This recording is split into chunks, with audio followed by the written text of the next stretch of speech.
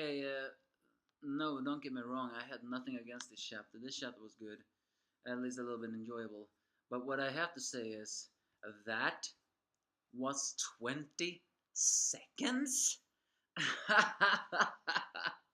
That was the slowest 20 seconds I have seen. But hey, it is what it is. This is the Dr. Stone chapter 75, and I am the angry and offended despair reviewer. Either way, the missile fires. Indeed, the people immediately get big in question about to do. As they charge against the tank, suddenly they reveal a lot of pitfalls that are here. So, and then the fighters of the science village charge in. The Tsukasa army has yet to recover from the thing, but then they're getting but the science team knows that they cannot kill, therefore they have to use you know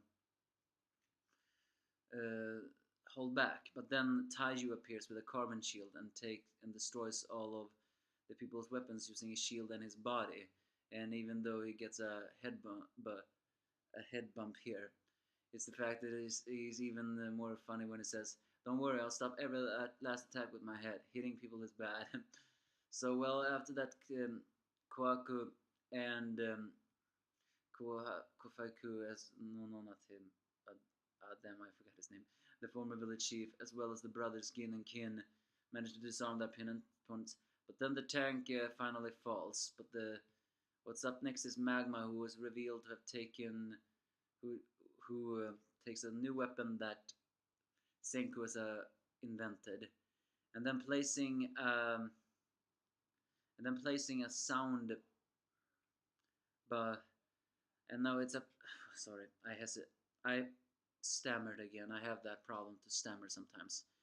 I forgot exactly what the English word for this thing is. It's not an antenna, but it's a sound sort of generator, a sound weapon that Senku calls a shock cannon. As they all put in earplugs, when did he have time to invent that though? They create a strong sound by using sound like bombs that overwhelm senses. It is actually revealed that people that hear strong sound will get dizzy. But then it's revealed that that girl that we saw a long time ago, the one who said she was a fan of Tsukasa, the one who has earphones melted to her head, similar to how Yuzihara has, who is hiding behind the train, decides to make a retreat, as she blushes, thinking that if she does a nice report, she could get into Tsukasa's bed. Well, yeah, I guess in the end it's that kind of woman. But then Ukyu stops her walking with an arrow, while the other girl tickles her until she falls unconscious. That is pretty cute, actually.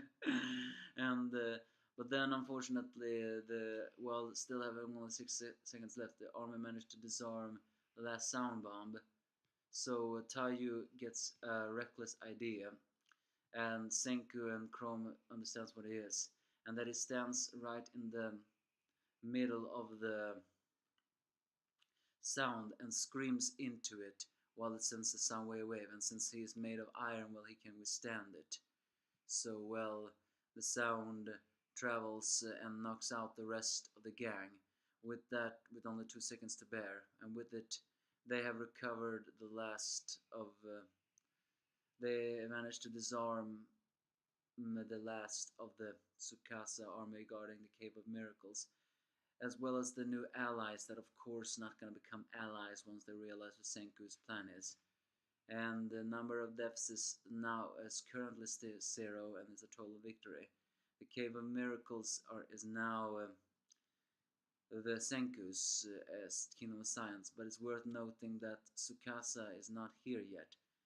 He is without any doubt going to be here soon. So getting this Cave of Miracles may not have been a very good idea.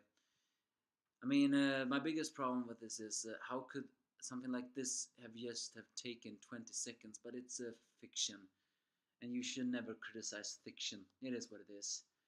It was a good chapter, although it wasn't exactly overwhelming. Another problem I have is the fact that Taiyu is a very good character, especially when he's so simple-minded and stuff. But my biggest problem is when he screams into the sound generator, it's not exactly known if he has earplugs. So my point is, he can withstand the sound. I understand that because that's his comedy.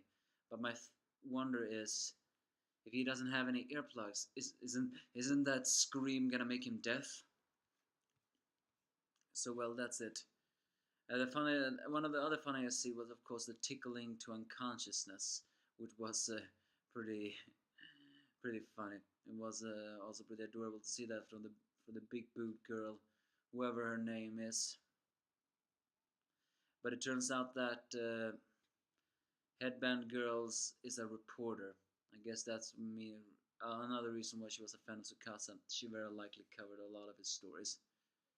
So well, mm, I'm still a bit amazed that despite these all being teenagers, they all have real jobs. Well, either way, this is a victory for the kingdom of science. But I do wonder though if it's gonna be a complete victory later. Probably not. A simple chapter, it had some funny moments, not overwhelming but good and nonetheless. So give me your thoughts if you have